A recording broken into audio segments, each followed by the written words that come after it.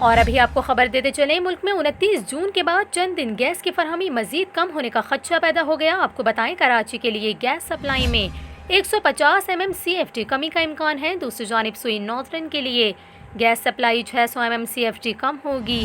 آپ کو بتاتے چلیں 7 جولائی کے بعد ملک میں گیس سپلائی معمول پر آ جائے گی۔ اسی حوالے سے وزیر اعظم کے معاون خصوصی برائے توانائی تابش گوہر کا یہ کہنا ہے، گیس کا ایک ٹرمینل نیب کی وجہ سے پوری صلاحیت پر استعمال نہیں کر پا رہے۔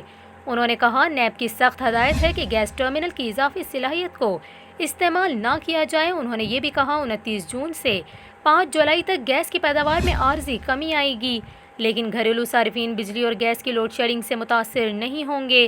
آپ کو یہاں یہ بھی بتائیں معاون خصوصی تابش گوہر نے کہا کہ اینگرو کے ٹرمینل کی گزشتہ سال مرمت ہونی تھی، لیکن کورونا کی وجہ سے تاخیر ہوئی۔ ٹرمینل کی مرمت اب 30 تاریخ کو ہوگی۔ تابش گوہر نے یہ بھی کہا LNG کی کمی کو پورا کرنے کی پوری کوشش کر رہے ہیں تاکہ بجلی فراہمی پر اثر نہ ہو۔ تیسرے اور چوتھے گیس ٹرمینل کو لائسنس ایشو کر دیے گئے ہیں۔